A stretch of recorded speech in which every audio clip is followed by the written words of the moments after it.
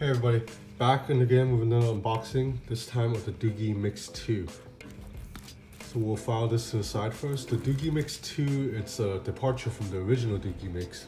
If you remember, the Doogee Mix 1 was a bezel-less phone that was inspired by the Xiaomi Mi Mix. The Mix 2 moves away from that bezel-less design with an 18:9 aspect ratio. So this is more inspired by the Galaxy S8 or the LG G6 more than the Xiaomi Mix.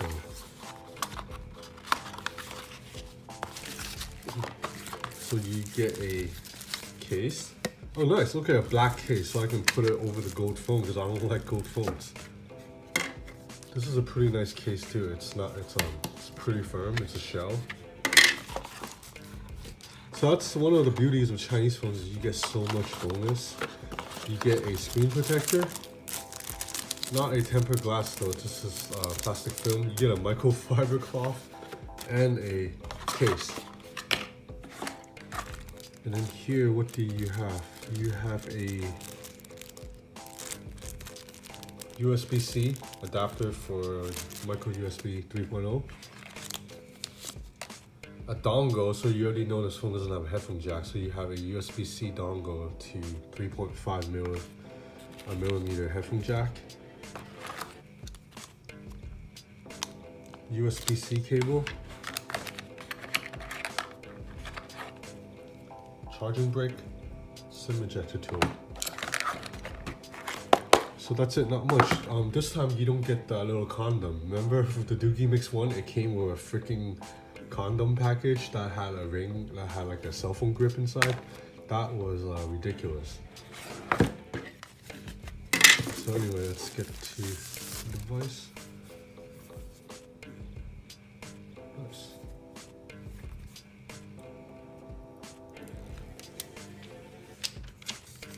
Very reflective back.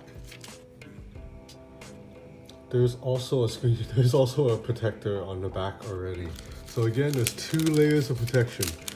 There's this, and then there's one more piece here that you can peel off. I'll leave it on for now.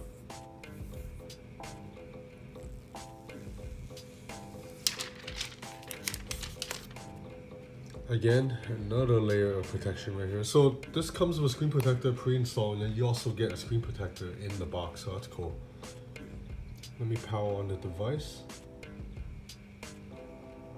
Well, let's try the case. Nice. This case fits very well. It's very slim fitting. It doesn't add much bulk. I don't even know if this will protect the phone much from drops. It's more for grip, I guess, and more to cover up the gold back because black looks better.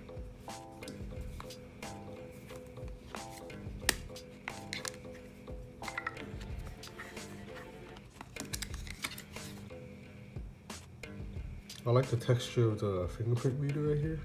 Very reflective phone. It's like a straight on, it's like a mirror. I like the buttons here too. So you have volume. This is not a volume rocker, there's a separate button. So volume buttons. I like that they give a really solid tactile feedback.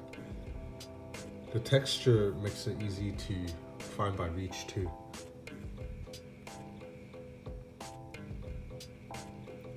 So the display, you see that there's a little bit of rounded corners.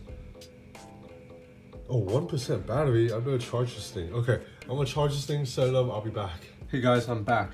So I played with the Doogee Mix for like 2 hours now, and holy shit, I'm impressed. This is the best phone Doogee has made, and arguably, probably the best budget phone on the market right now. So first, let's talk the build quality. You know how mainstream tech media, especially American ones, they tend to act like Apple phones, iPhones are like in a class of its own in terms of build quality. When they review an iPhone, they'll be like, oh my god, it feels so nice and premium. You can't get this feeling in other phones now. That's bullshit. First of all, top Android phones from Huawei, LG, Samsung, their phones already feel just as nice as any iPhone out there. But I'm willing to bet that even this $200 budget phone from a little known brand named Doogee is just as nice as the newest iPhone. I mean, I have the iPhone 10 on me actually, so I'm a good person to gauge. And I'm not talking about software, I'm not talking about performance, I'm talking about just the build quality, the in-hand feel. This phone, You have a 1080p 6-inch display with rounded corners that are very nicely done. The buttons are firm and clicky and have this good texture to it, and you know, tactile feedback is good. And then you look at the chamfers and edges, the way the light reflect off the chamfer and edges, it's just really premium looking and really gorgeous. In terms of in-hand feel, this phone feels just as good as any $1,000 big name smartphone out there. So don't fall into the hype. In terms of just building a phone now, every phone company can make a damn good phone. But you know what? What makes me love the Doogee Mix 2 so far, it's not necessarily the hardware, it's the software. Because if you remember, I didn't like Doogee Mix 1 software. It was really tacky. So Doogee's cleaned it up a lot. So as you can see, there's almost no bloatware. This is all the apps that comes with the phone, mostly Google based. There are a couple of apps I downloaded already, so not a lot of apps. And as you can see, you can also swipe up to bring up the app tray. This is the first budget Chinese phone I've seen to implement this Android feature. And you can also long press on Google Apps to bring up shortcuts.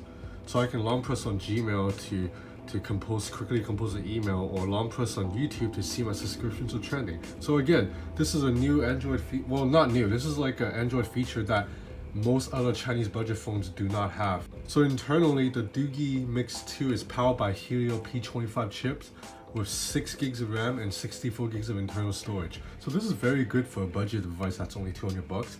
And so far, everything has been running smoothly, no problems at all. If you care about benchmarks, the Doogee Mix 2 scored an 823 in single core and 3001 on a multi-core on Geekbench. 3001, it's pretty good for multi-core. So now moving on to the camera, this is another area that the Mix 2 really impresses for a budget device. You get not 1, not 2, not 3, but 4 cameras. 2 on the back, 2 on the front.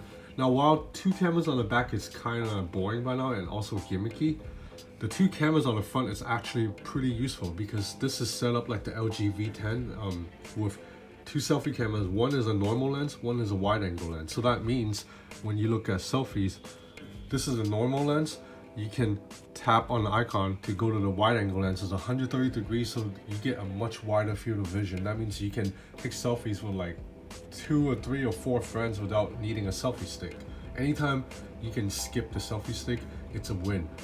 You can also record videos with the two different selfie lens, except the software, the camera software, it's a bit weird right now. I'm not sure if this is a hardware limitation. So if I'm recording a selfie video using the normal selfie lens for now, if I want to switch to the wide angle lens, I have to tap on the icon, but then it knocks me out of video mode. So then I have to go into video again, then I can shoot wide angle video selfies, and the quality looks pretty good too.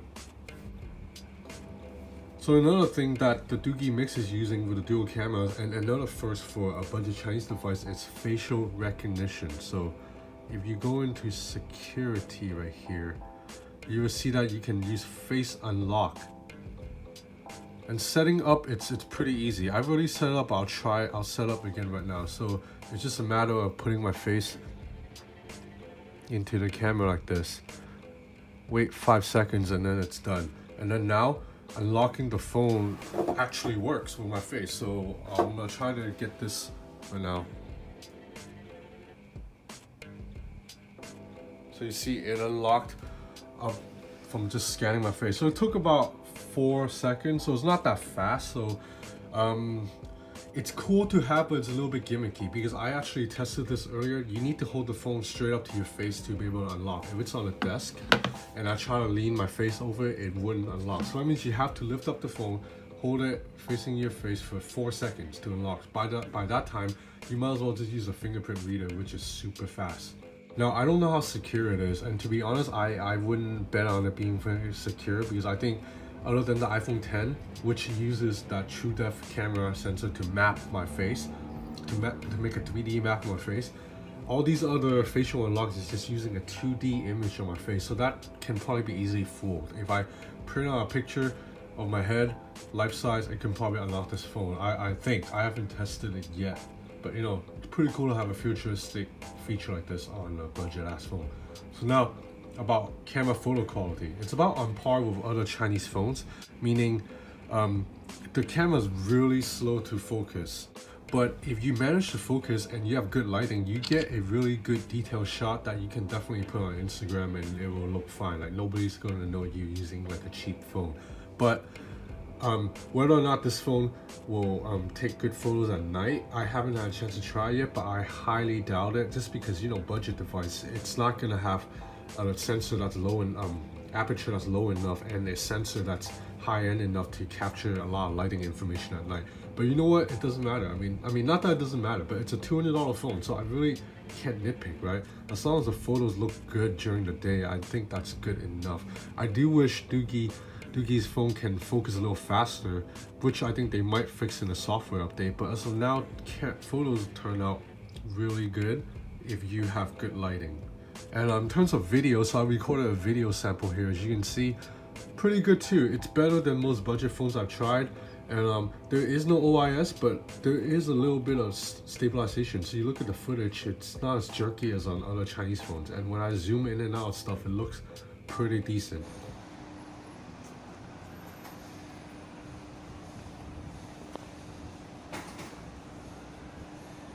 Four times zoom right here. So the display is actually pretty impressive too. This is a 1080p panel LCD. It gets pretty bright and vibrant. I was watching an NBA highlight video outside in the sun and you can see very clearly. Now let's check out the sound. The sound's also pretty good. If you're familiar with my videos, you know what I'm about to do, and I'm gonna go into 21. Check out some CL. Let's play. So this is about 50% volume here. It's not that loud, but the sound is pretty crisp. There is no distortion. And then check it out, you also get stereo sound. So the speaker grill, this one up here is fake. It only comes off the bottom. So you can cover it, but you actually still have sound coming out here. Let's turn it up. See? So sound's coming out here right now. I can't muffle this.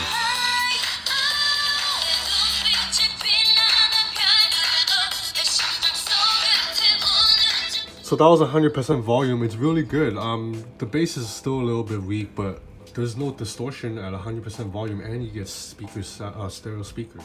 You might remember that I didn't love the Doogee Mix 1. I thought it was just okay. I like the Maze Alpha a lot better than the Doogee Mix 1. But with the Doogee Mix 2, I think Doogee really did an excellent job of improving the phone all around. This is the most impressive budget phone I've tried yet, and I would definitely use this phone actually as my daily driver out and about if the color wasn't gold. I mean, I just hate gold phones. If this was like all black, man, I would actually use this phone like for real, because I think the selfie camera is very useful and it just feels very nice in the hand.